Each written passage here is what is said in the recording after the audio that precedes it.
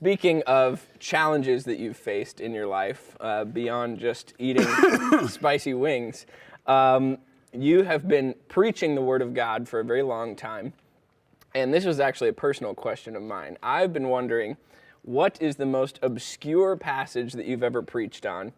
And then also what the hardest message you've ever preached was and why it was so challenging. Obscure. There's a lot of obscure passages. I'm having a hard time thinking. There are, I'm thinking of the end of 1 Timothy 2 where it talks about women being saved in childbirth, that aren't allowed to speak or exercise authority over men in the church. That's an obscure passage, and what a weird way of going at it, Yeah. You'll be saved in childbirth, Tackling that was a challenge, especially under this Me Too era that we live in and all of that. There are a lot of obscure ones, but I would say in terms of difficult, just as last summer, Andrew, remember we tackled in that series, Issues and Inspiration, we tackled the LGBTQ question, and that was hard. It was really rewarding, but it was super hard because I spent 5 times, maybe 10 times more time on two. I mean, it was a 2-part series. Yeah. Than I had on any other message because I wanted to get it right. Not that I don't want to get the other ones right, but I knew I was walking around eggshells here, and I went out and spent a lot of time with friends in the LGBT community, some closer than others. And it was hard because I saw the pain. I saw pain in that community that I'd never seen before. I'd read about, I'd heard about. Others had read about what somebody else said and were writing about it. But I'd never sat like you and I are sitting now and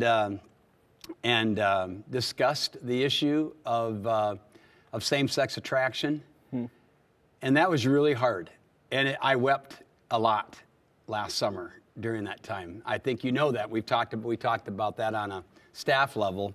So that was really, really hard for me, and it was good for me at the same time. So that would be one. And the social justice message I preached, kind of on the heels of that was another one because I kind of went into that one with a sort of a attitude, not a good one.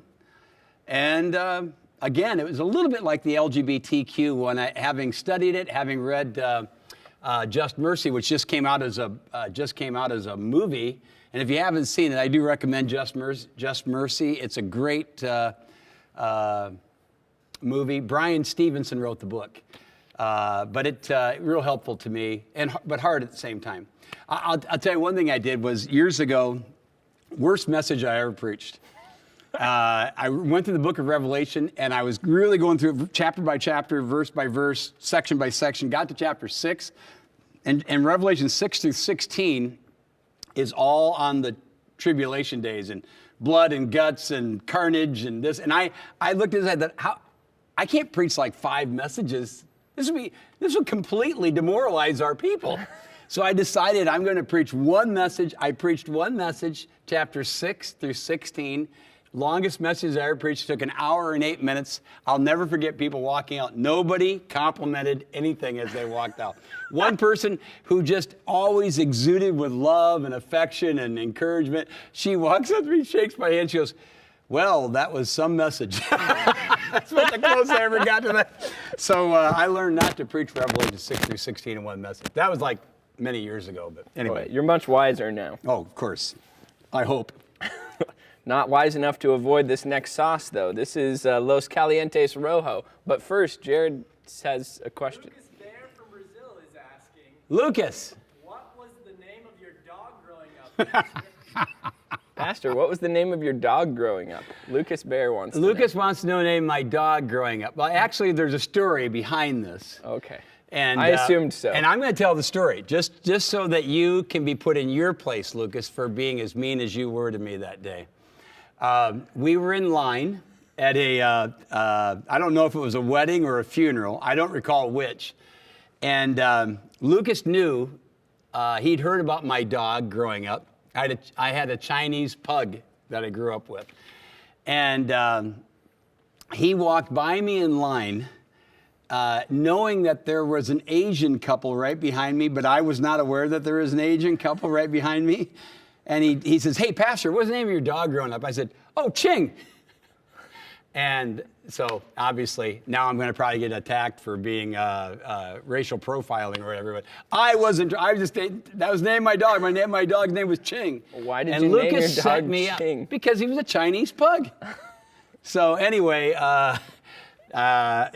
Lucas got a hoot out of that, and I found a shoe to crawl into, like I feel like right now. So thanks a lot, Lucas.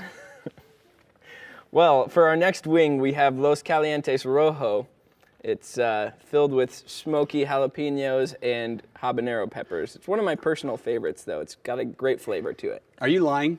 No, I'm Okay, let's see you take a big bite.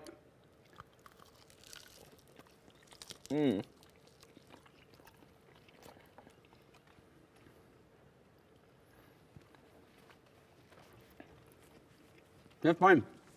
See? A great smoky flavor. I haven't busted out the Frosted Flakes yet. Not yet. See? I told you it wouldn't be that.